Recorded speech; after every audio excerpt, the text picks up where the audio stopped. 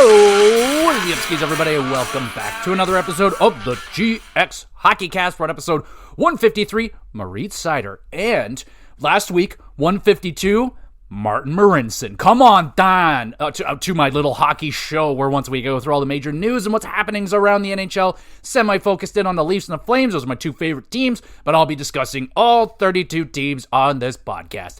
And let's get into it, baby. Let's kick it off with the third round of the playoffs, and let's start with Edmonton and Dallas, because that is the series that is at least competitive.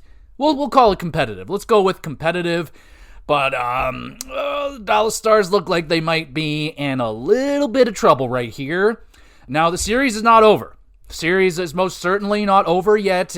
They have a game tonight. Now, you might be hearing this the day after the game happened, and things could be very crazy. But the last game was all Oilers, bro. The last two games, I would say, were pretty much all Oilers, and the Stars have only managed one goal in their past two games. So the offense is starting to dry up in Dallas, but not in Edmonton. They scored 3, 3, and 6 in this series, so they're doing well. But let's focus in on Dallas right now and try and figure out what the heck is going on right now. And right now, well, it's already figured out. They're not scoring. It's very simple. Dallas is not scoring anymore, and if you don't score, you're not going to win. And this happens with a lot of teams. I mean, I've seen it with the Leafs, 4 or 5 years in a row now, where the offense dries up and you just can't find it anymore, which is wild because of the amount of talent that is on the Dallas Stars, and it's not happening right now, man. And there's some very glaring numbers that I'm seeing out of the Dallas Stars right now, namely Wyatt Johnston and Matt Duchene. Wyatt Johnston more so in 16 games, 4 goals, 4 assists, 8 points. Point every other game. You would want more out of a young star like that, but the thing that is very glaring is the abysmal -17. Holy crap, that is bad. That is by far the worst on the team by a lot. His closest is his running mate, Matt Duchene, who's a -13 with 1 goal, 5 assists, and 6 points. So, yeah, that's got to be a lot better. Matt Duchene, I mean, Mason Marchment's only got 1 goal. Heiskanen's got 1 goal in 6 games, so not as bad. Dadonov's got 1 goal. Jason Robertson still only got 1 goal. Jamie Benn's got 1 goal. Esa Lindell 1, there's a lot of 1s and 0s I'm seeing here. At the top, yeah, it's pretty good. Mikko Rantanen's got 9, but it's stopped for Mikko. No, I mean, the whole team is just frozen up. So, and again, you Edmonton Oiler haters that say that Edmonton can't defend, well, what the hell is this? What are you seeing right in front of your eyes? That is some defensive hockey right there. And the craziest thing is, Edmonton's doing it without their best defenseman, Ekholm, and there's still, it says, I think it's a game-time decision for him, but same thing with Roope Hintz, and that is going to twist the knife on an already pretty bad problem for the Dallas Stars. So their centers aren't scoring, and if your centers aren't going, the line's probably not going either, because your center generally is the straw that stirs the drink of the offense and just how the line runs, and the centers aren't getting it done right now. Roope Hintz, he's a game-time decision. And, they need him. They're going up against a 1-2 Wombo combo. Potentially, I don't know how they're lining them up right now, but Draisaitl, McDavid, and Nugent Hopkins, who has been stepping the fuck up, Mr. Nuge. So, yeah, it's not looking good for Dallas. At least it's not over. It's 2 games. They're not out yet. Now they can win tonight. They can score 6 tonight, and boom, they're back in the series. Everything's going to be okay. But so far, not good. And what's going to happen in net for the Edmonton Oilers? I think Picard is out for this game, but so it looks like Skinner will be in. How can you not have Skinner in there when he just got you a shutout? So, yeah. But I don't know how you find the offense right now. Like, Thomas Harley's really just struggling out there against Edmonton. He looks really frustrated and just not having a good time out there. Edmonton, man, freaking Edmonton. Jake Ottinger's been good, not great though. He is getting lit up, but he's getting no goal support. So how much can you really blame the guy when they're getting absolutely leveled by the Edmonton Oilers right now? Just lots and lots of goals going in. Not good. So they get the game tonight. They are at Edmonton. Okay, so they're on the road.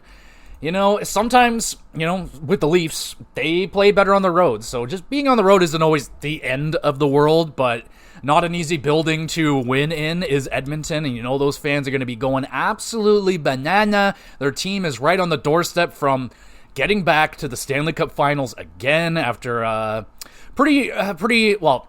It was a sad ending to last year. Almost was the coolest thing ever, and then it just ended. But now with Edmonton, so even though their stars like the McDavid, Draisaitl, they're not putting up insane amount of goals, they're putting up a lot of points, and they're getting goals all throughout the lineup, man. Like, it's very impressive.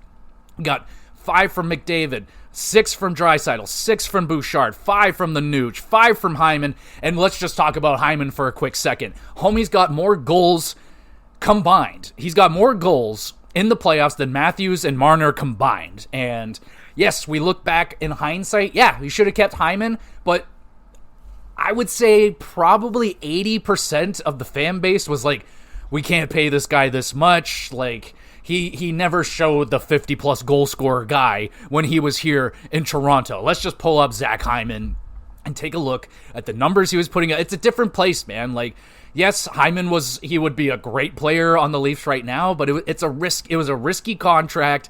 And yeah, I mean, hindsight, great to have it, but, in his first year with Edmonton, he scored 27 goals, which, yes, is more goals than he ever scored with the Leafs. The most goals he scored with the Leafs was 21 goals. He did it twice, back-to-back years, in 71 games and 51 games. So, in a 51, that was I think that was COVID. It might not have been, I don't know. But 51 games, 21 goals, he could have hit 30 goals that year. So, at best, you got Hyman at a 30-goal pace.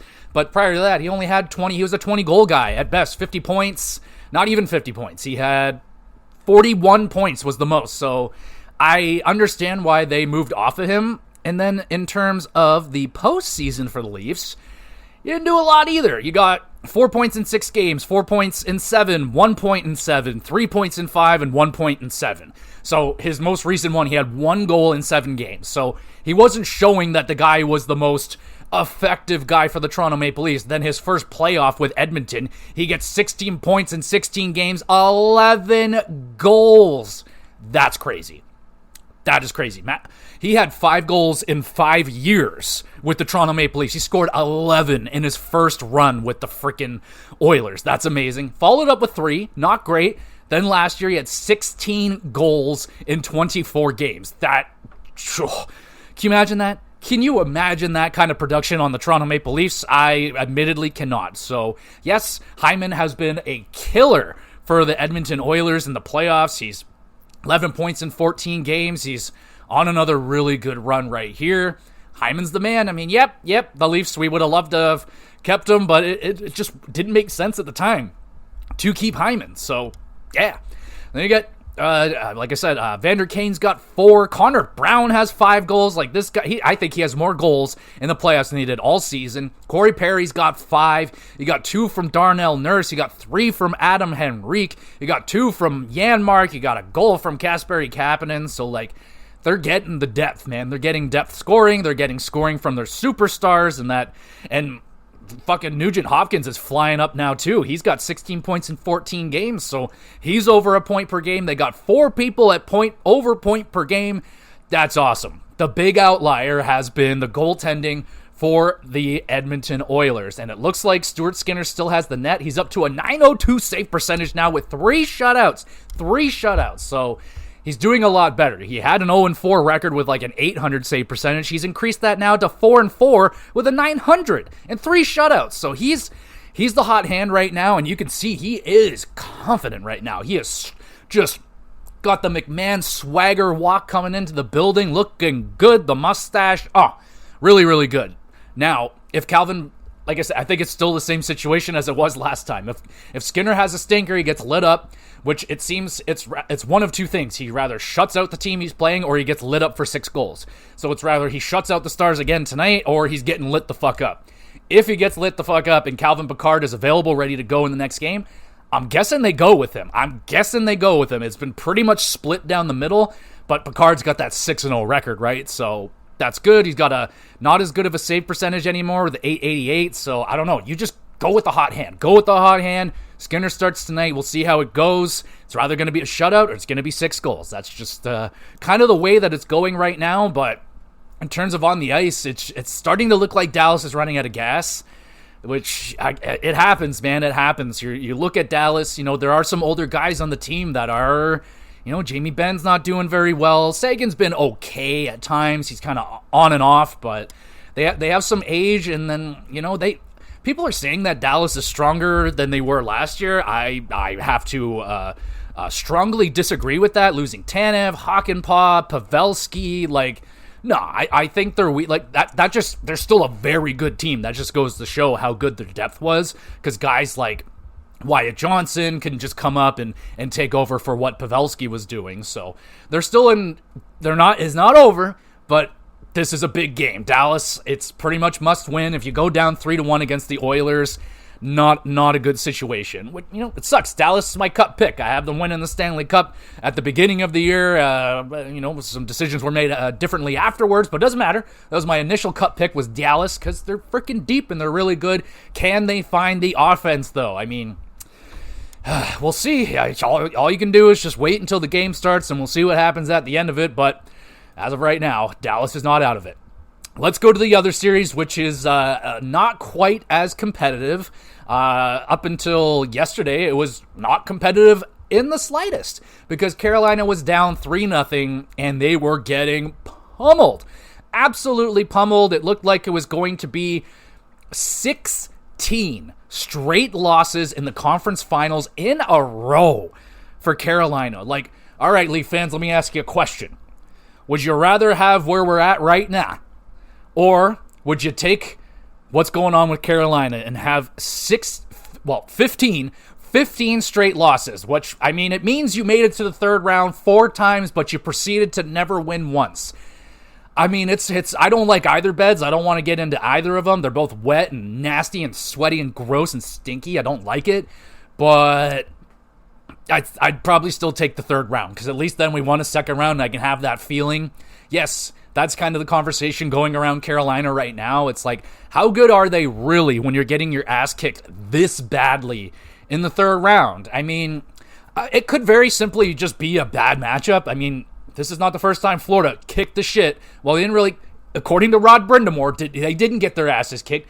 Florida swept them last time, but it was close. There were 1-goal games, overtime games, sure. Fact of the matter is, you lost 4 straight. That's hard to do, and you did it. And you've done it numerous years in a row now.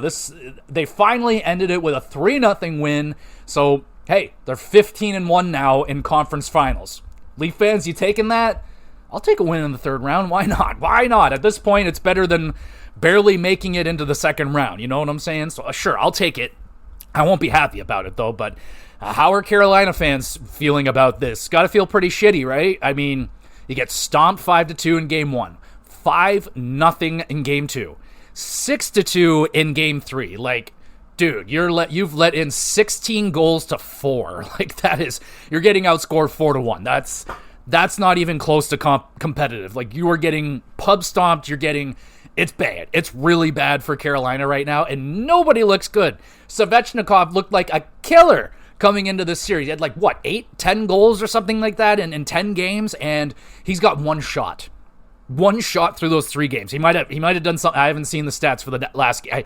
I haven't been paying attention to this series. After the first 2 games, I was like, this I picked Carolina to win this. Goo, that's not good. I had them winning this in 6. What an idiot I am. Don't listen to me, folks. I don't know what I'm talking about.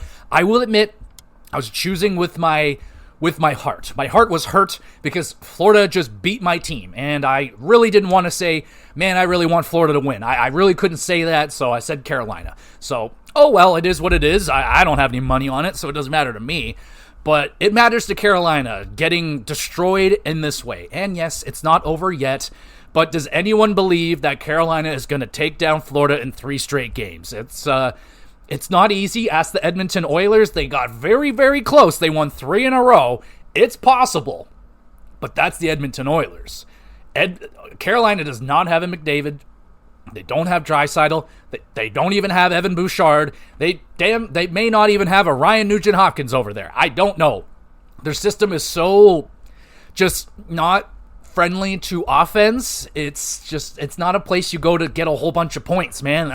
I feel like that's a big reason why Rantanen wanted to get the hell out of there. He's like, I don't want to be, this 100-plus point player, and then I come here, and all of a sudden I'm like a 75-ish point player, maybe 80 points, and people are going to be like, what the fuck's wrong with this guy? What? McKinnon made him the better player. It's like, no, it's just a different system, man. Like, it's a very defensive, responsible system where offense tends to die, and we see it time and time again with the Carolina Hurricanes in the playoffs where their offense comes to die.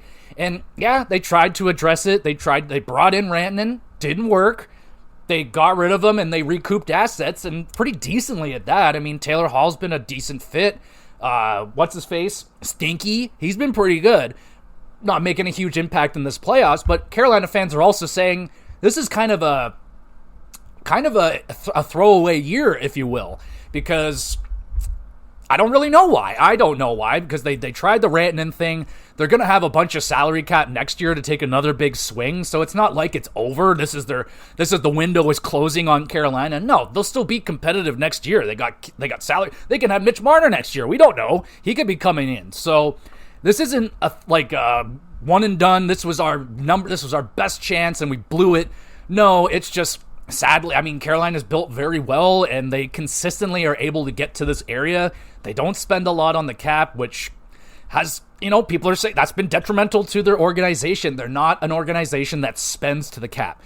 A team that spends every penny, and which, I'm fine with, but because so many teams burn themselves by going right up against the salary cap, and then something happens, they go, whoa, I can't do anything. When? It's like, well, don't spend right to every penny. I mean, leave $1 million or something to play with so you can freaking move people. I don't know, but Carolina can easily, I won't say easily, they can come back next year, make it back to the third round, and who knows, maybe after this year, where the Rantanen thing failed, another failure in the third round potentially, and the sad thing is, they looked so good they always look so good in the first two rounds.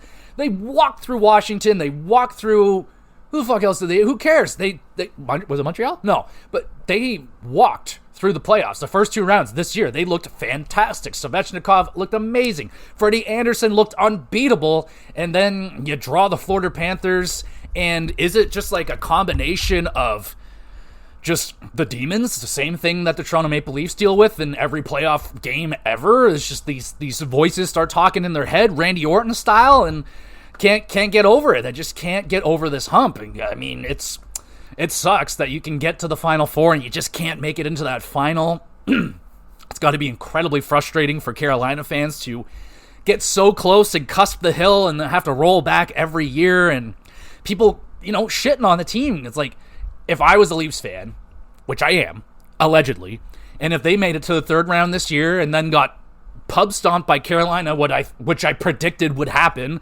I didn't think Toronto would have a chance against Carolina, and people are going, oh, revisionist history. Oh, well, if the Toronto won Game 7, they'd be doing this to Carolina. Nuh-uh. Says who? That's a different team, motherfucker. Toronto wouldn't be walking through Carolina the way that the Panthers are. I think the Panthers really found that stride against Toronto. They battled through adversity, destroyed the Leafs in Game 7, and that's going to be a huge confidence boost. They went to Dairy Queen at a blizzard. That's going to help, and yeah, they've taken that momentum, right, and I think that lack of break actually helped them because they get to hold on to that momentum. The rest seems like it didn't help out Carolina at all because they're kind of just getting into the series now, and it's a little too late. You're down 3-1. So that break was probably not very good for Carolina, and the lack of break seemed to be very good for Florida, which is fucked up, but it is what it do, right? I don't know. So it's not over, but it's basically over, right? And I haven't had a lot of time to watch these series in full, but man, Florida's not being very nice. It's very frustrating. It's not cool. I hate that they keep getting away with this. All the cheap shots. And you know what? Carolina's thrown back. Cost to spare shooting the puck at Marchand. Hilarious. Absolutely hilarious. It's such a Brad thing for him to lose his mind like that. Yeah, it's dangerous, but I don't know, man. Yeah, it could have been really bad. Could have shot it right in his face, and then now you've got a really bad situation. But yeah, tempers are obviously flaring in this. At least we have that. These teams clearly don't like each other, and they're taking shots at each other. I mean, Ekblad is throwing fucking elbows at everybody. Jackson Lacombe not Jackson Lacombe. Jackson Blake got fucked up. No calls, of course. Like, there's no discipline being handed out. What do you expect? It's the Florida Panthers. They got, Gregory Campbell that's in their office. So yeah, the referees are going to be nice to the Florida Panthers to not upset their boss or whatever the hell it is. It's completely corrupted and very unfair. So sadly, that's the way it's going to be for this series and the next one. When whoever makes it to the finals between Dallas and Edmonton, you know that Florida is going to do their bullshit that they always do. They'll do it when they're up a bunch. If they're up 5-0, they're still going to go take a run at your goalie. They're going to take a run at their best player. They're going to punch you. They're going to do whatever because they know they can get away with it. It works. It very clearly works. Like, they have essentially eliminated Svechnikov from this playoff because they pissed him off so bad he can't focus. So it's mind games 101, and the Panthers are masterminds at it. Like, it's wild. And just hearing, I was listening to Steve Dangle podcast and them talking about the Florida Panthers acquiring Brad Marchand and like them almost backing out of it. Like, I don't know if it's going to be a good idea. And Brad Marchand is literally, I think he is leading their team in points right now for Florida. If he's not first, he's second. Let's just take a look right here. Got to get to the teams. Florida. And then what we're going to do, we're going to hit states. And then we'll get your answer for you. Here we go. You ready? All right. Alexander Barkov. Ooh, 15 points in 16 games. Very, very nice. Sam Bennett's got 14 and 16. Kachuk's got 14 and 16. Kata Verhaeghe, 13 and 16. Okay, wow. Brad Marchand's way down there. My bad. But 13 points in 16 games. Were Florida Panther fans expecting that out of Brad Marchand when he came here? I mean, probably not initially. When he first got to Florida, he was injured goods. He was damaged. And he looked damaged. He looked old. He looked kind of out of it. But you got to give him you got to give that a grain of salt, man. He's played in Boston his whole entire career. It's going to take a second. And it didn't take that long. Once he got into the playoffs, we saw the Brad Marchand we all know and love, especially here in Toronto. He made himself very, very known out there. And not only is he one of the top point getters for Florida right now, he's got the most penalty minutes by a lot. He's got 46 penalty minutes. The next closest is Nico Mikkola, noted not that mean of a guy, but actually mean as fuck, 33 minutes. So, yeah, Brad's taken a lot. I mean, a lot of those are late game misconducts or whatever the fuck. But, yeah, dude, I am not a fan of the Panthers' dirty shenanigans. The thing is, until the league does something about it, I really can't take it against them because you got to take every advantage you can. If the league won't do anything about it and they're just going to let them throw their little feint punches and hit little elbows and keep doing it, what can you do, man? This is why I can't really recommend hockey to people. I can't watch it with people that aren't lifelong hockey fans because I get so angry just trying to explain the rules to them because I don't fucking understand the rules. I don't get it. I'm like, that's a penalty every single time, but not in this situation because of X and Y and this and that, and it's dumb. But if they called it by the book, you would have suspensions out the yin-yang. You would have, but yes, it's gonna be it's going to be a slope decline. It's going to be a learning curve for these guys to fucking get it through their heads that you can't do this or that and this. But if you guys keep changing the rules and moving the goal and just, you're just going to continue to get frustrating players. And then one of these days, Svechnikov's going to fucking snap. He's going to crack a stick over someone's head. And the league is going to be like, whoa, I didn't see that one coming. It's like, really? You've had just these people, this animosity, this anger, this has been building towards the referees and all this shit, and they never have to answer for anything, never once ever.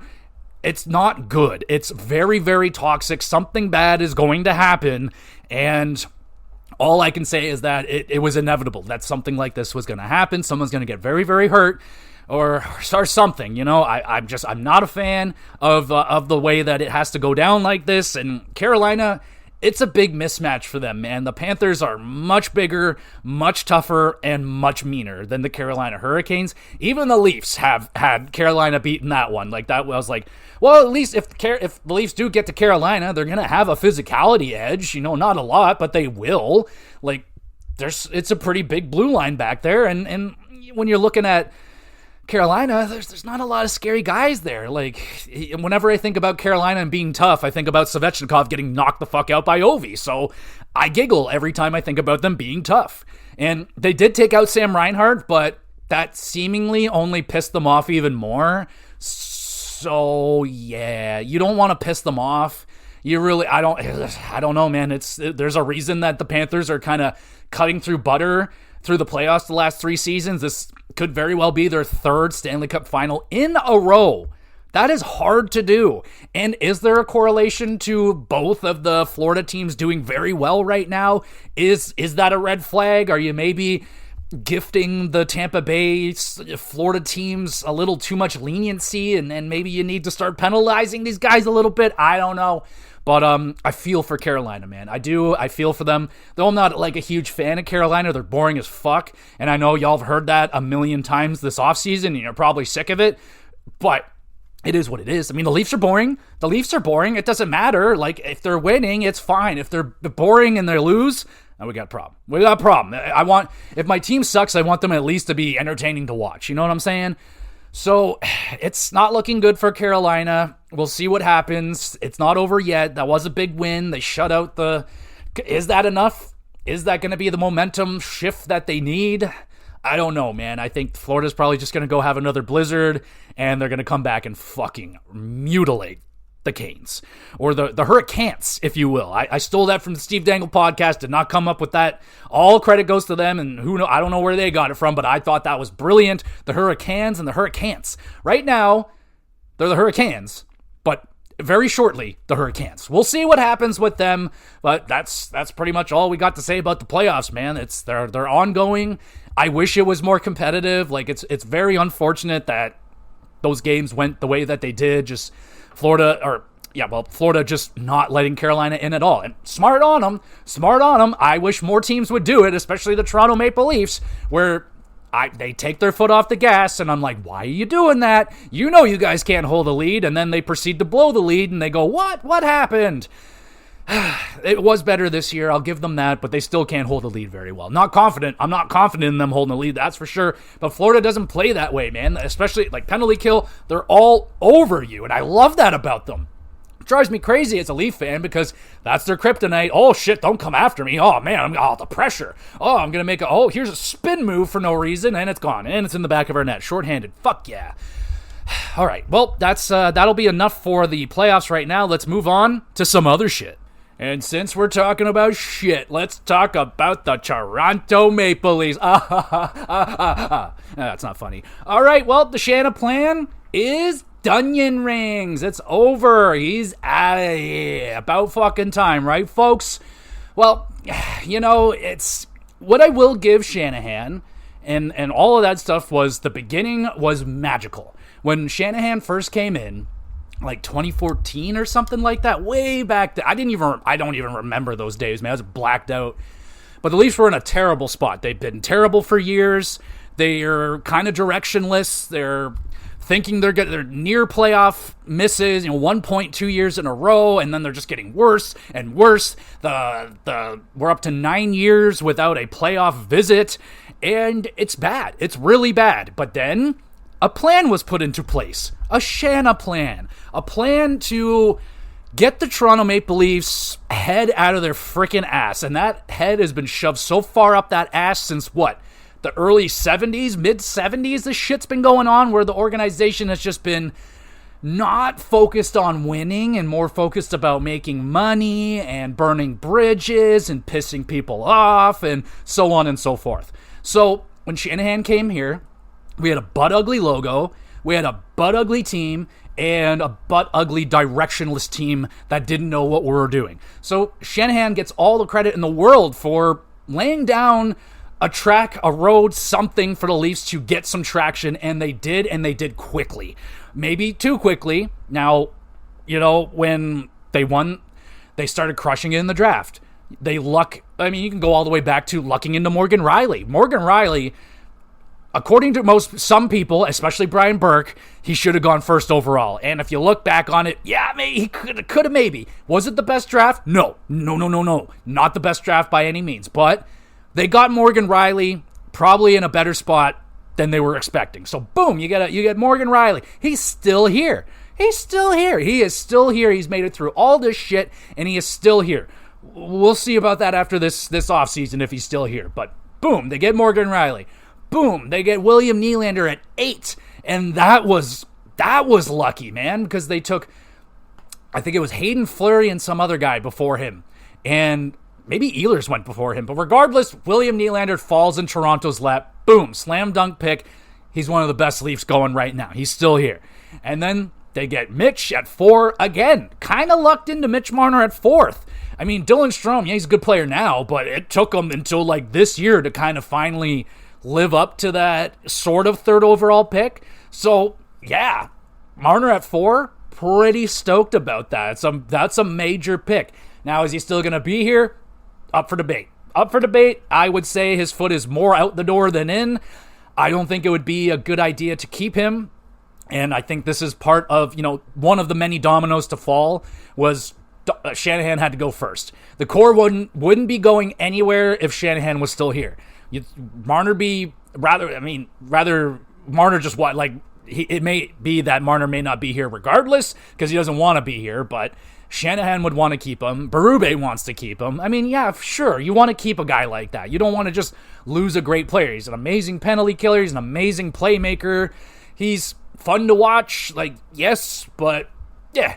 And then, of course, the best tank job of all time, the worst team of all time, the Toronto Maple Leafs 2016, get the 1st overall pick, and boom, Austin Matthews is a Toronto Maple Leaf, and the core 4 is built, sort of. I mean, a core 4. Now Tavares enters in after, and he's the official 4th core member, but Morgan Riley's a core member, man. He's been here since the beginning. He's a core member. So it's the core 5, core 6, whatever the fuck. I don't care. The core was here. And then the mistakes started to come in. So I think the Tavares thing, all said and it was a mistake. But it wasn't such a bad one, and you got to remember the decision making and the process behind that was because Kadri couldn't fucking stop getting suspended. If he just didn't get suspended, man. So many things. Who knows what would have happened? Some things would have changed. Maybe Tavares is never a Leaf. Maybe Kadri never leaves, and Colorado never wins a cup. Maybe. Who knows? Lots of shit like that. All types of butterfly effects in the NHL, but that's kind of where like people can kind of start going like, all right, maybe bringing in Tavares wasn't a good idea at that time. You shouldn't have. But again, at that time, that's when like Crosby's winning their cups, the Pittsburgh Penguins, and what was the driving force behind those cups? The center depth of the Pittsburgh Penguins. You got Crosby, Malkin, Jordan Staal. Crosby, Malkin, some other guy, whoever that. Who was the third line? Was it? Oh, I don't remember. Carl Hagelin and some other guy. Maybe it was Lars, but you had Phil Kessel. You had Phil Kessel there, so they were kind of doubling down on offense. And if you remember the Pens' 2nd cup win in a row when they at 17, Ron Hainsey was like their best defenseman, man. So they were proving like, oh, you don't need an amazing defensive core. You don't even need the best goalie in the world. You just need Sidney Crosby and Evgeny Malkin. 1-2 wombo combo. And the Leafs were like, well, shit. We got Austin Matthews, we got Tavares, and Kadri. They had that combo once, I believe. And then it didn't work. And they kept doubling down on offense. And like, all right, let's bring in Patrick Marleau. Oh, that's a swing and a miss right there. Big swing and a miss. And the ones that hurt the most are the deals that weren't. The Brandon Hagel deal. Like, again, it's all hindsight. It's all this and that, but would Brandon Hagel have turned into the player that he is in Tampa Bay with the Leafs? Probably not. Probably not, right? It just doesn't usually happen like that. Players don't become their best selves in Toronto. They become their best selves when they leave. And I'm expecting that with Marner. Absolutely. When he leaves, wherever he goes, He's going to be the best version of himself. He's not going to have the voices in his head anymore. He's going to be the best version of himself since he was a rookie.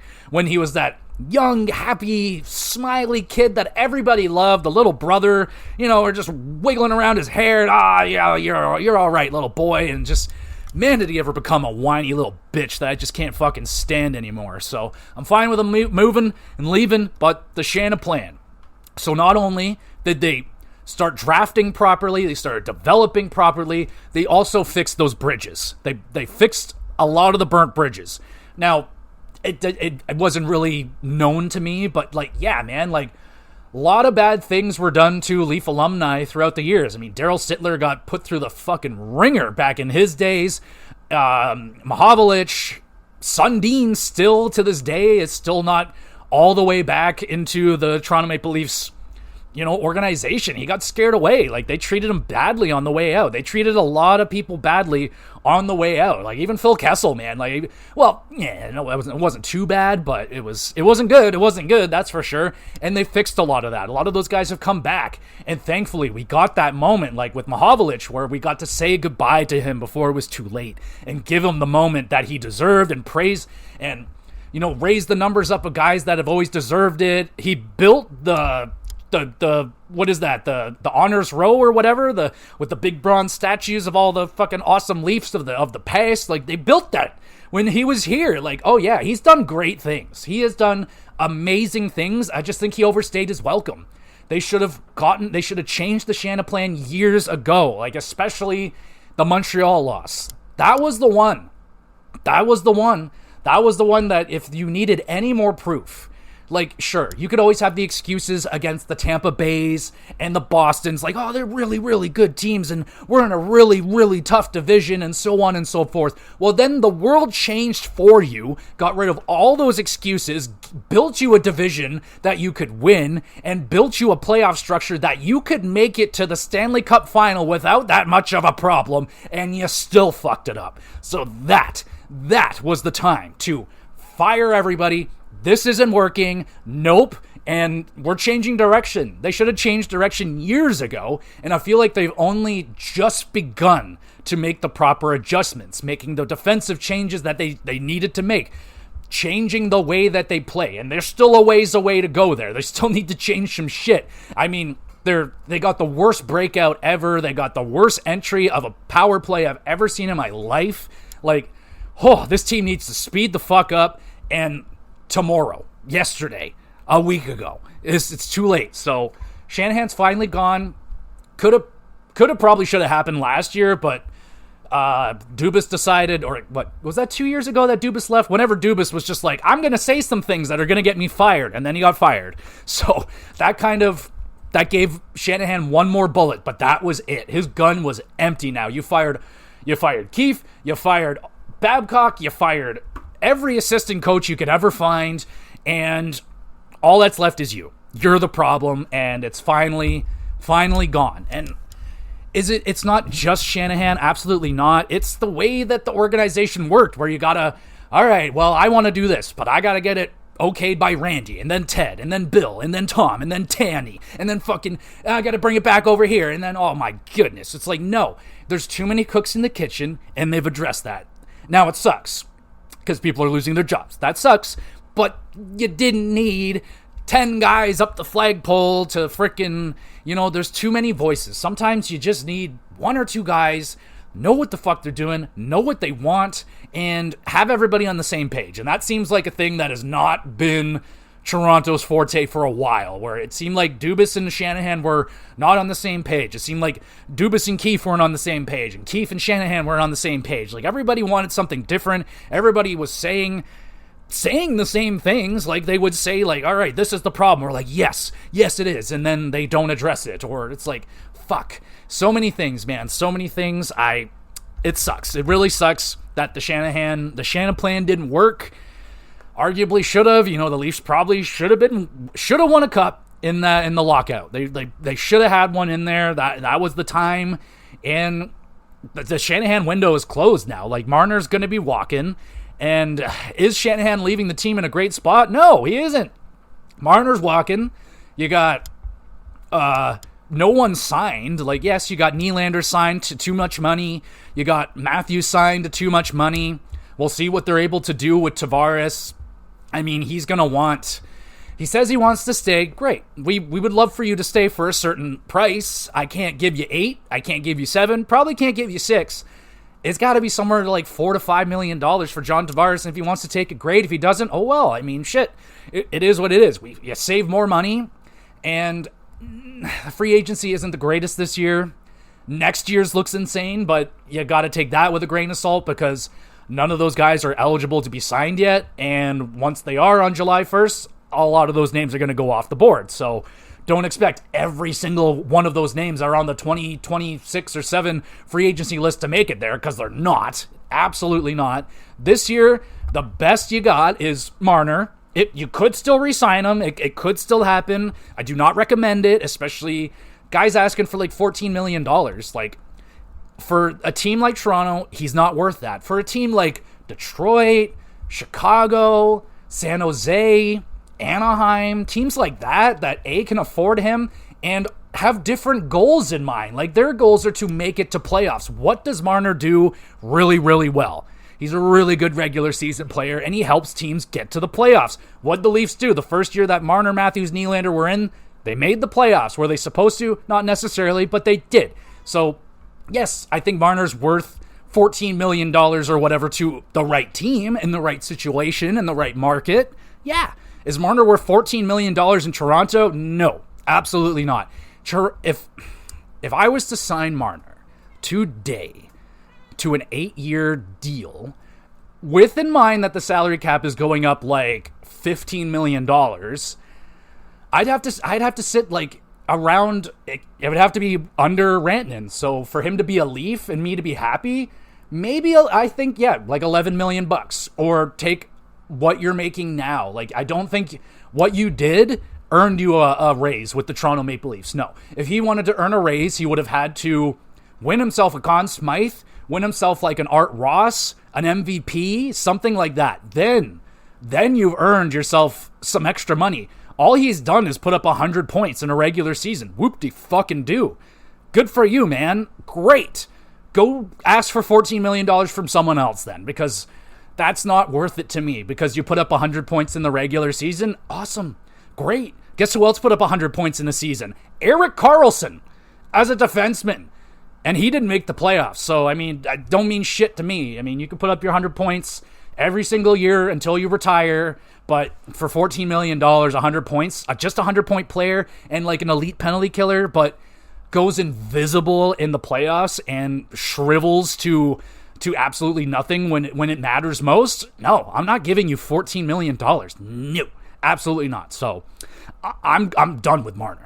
All right, let's finish off with some other news and notes around the league. We got a hiring here, I do believe. Chicago names Jeff Blashill as their newest head coach. Congratulations, man. That's awesome. I mean, bar is set really low for you there in Chicago, so there shouldn't be too much pressure on him, at least on his first year there, and it might be a little frustrating. May still not be a lot of winning over there in Chicago, but again, like I said, salary cap going up, their draft picks are coming in, they're going to have some free agents that they can choose from. Maybe they get Marner. I don't think it would do very much good for them. They could use some goal scoring, and Marner's not really a goal scorer, but at this point, anyone for support for Bedard would be welcome. So good luck, Jeff Blashill. And speaking of good luck, the United States won World Championship gold for the first time in 92 years. Whoa. Holy crap. I mean, I did not realize it's been that long since they've won that. That's insane. I don't think I've ever watched it, at least not for a long time, because the Leafs are in the playoffs. But yeah, man, that's a huge win for the United States. I think it was an overtime win against the Swiss. And yeah, that's kind of the story. Like, yeah, there was a little bit of an upset you might have heard about. The Canadians did get wiped out by... Who the fuck did they get taken out by? I don't remember, but Canada got defeated, and it was very disappointing. I mean, that team had Crosby on it, McKinnon, I think Binnington was in net, and rumor has it there was another special somebody on the way, and my suspicion is that it was Marner. My suspicion is that Marner was on his way to join Team Canada, but apparently he got to the airport, saw the score, and turned around and went home.